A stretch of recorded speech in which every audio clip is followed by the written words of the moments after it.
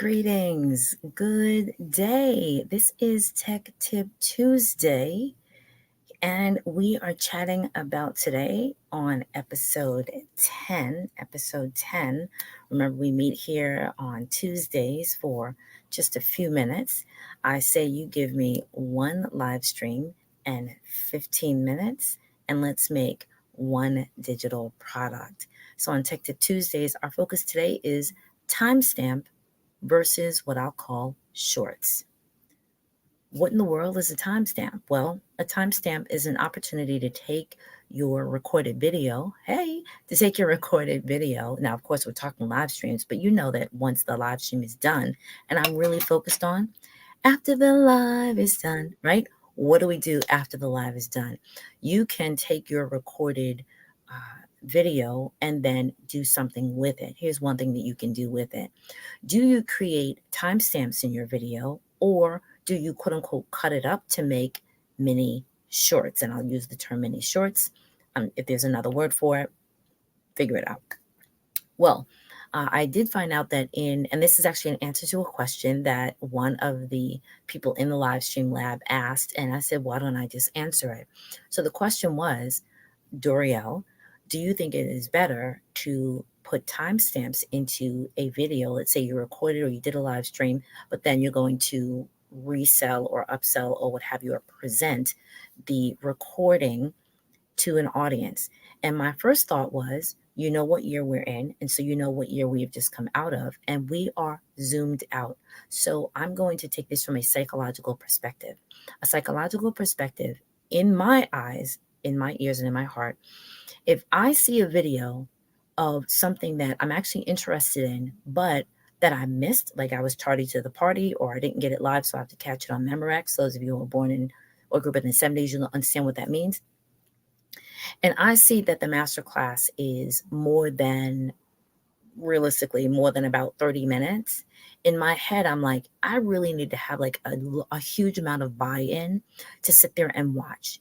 The other thing I do is as long as I know it's more than about like 30 minutes or so, I will, you know where I'm going with this, I'll almost create my own. Let me give myself a timestamp. Let me sort of just pop through. And of course, if it's a YouTube video, it's easier for me to see the screen moving. And in my head to figure out what part of the video do I want to get to, especially if it's a demo. If it is someone just talking, I'm going to, if it's in Facebook or if it's in YouTube, I'm actually going to go to the comments and see, according to the comments, where the person is in their conversation or in their demonstration or presentation. But if you can, and I found out that you can do this in Zoom, you can do it in YouTube. Shout out to being able to stream in multiple platforms and make one of your platforms YouTube.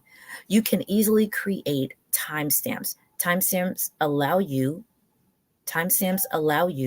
to go back into the video, into the YouTube Creator Studio, and you have to make at least 3.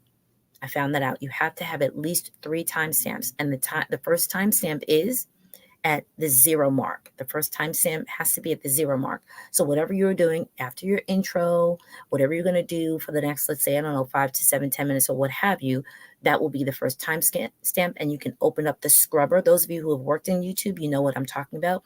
You open up the scrubber and you see how it looks like a little ruler will stretch out the time. And then when you finish talking about that thing, that's the first timestamp. And then, of course, you will label and give a short subtitle to the next 2 or more timestamps. In the mind of the viewer, it is easier to say, I really want to get to the second thing that they were talking about. And so let me find the timestamp and then go to that. The other piece, though, is some people, and it could be as a result of what we've just gone through or are still in, but could also just be their personality. To see something that's more than about 45 minutes, depending on their attention span, or longer than that, and there are some really, really great masterclasses or great presentations or workshops that are done that are longer than, let's say, 45 minutes or an hour, and they're great.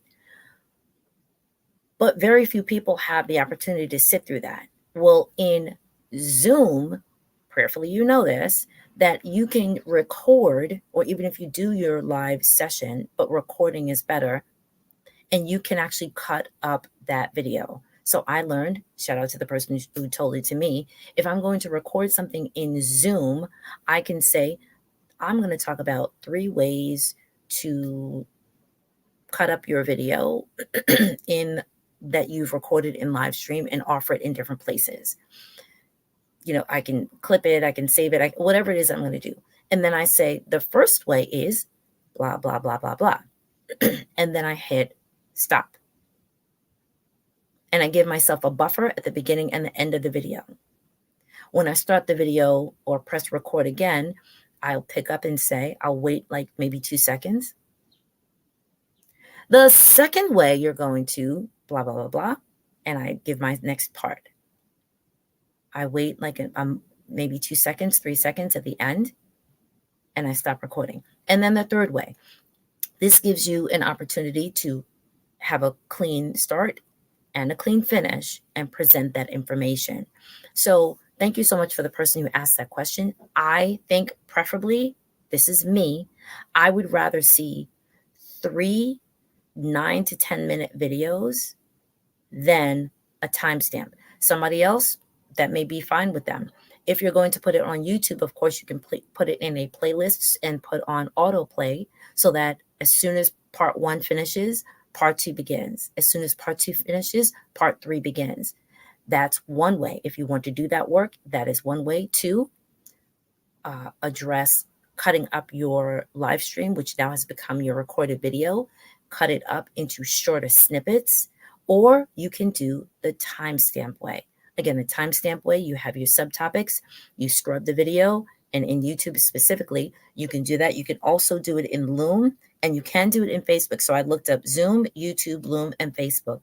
These are 4 places that you can actually add timestamps to the videos. In Facebook, the way to do that is to go back through your own video, and at the point where you are then talking about the different topic, you then create that timestamp and you put the timestamp in the description. So at minute 8 minutes 15 seconds, I'm now talking about the second way, and then you'll put the URL for that timestamp, which then becomes a hyperlink. How about that?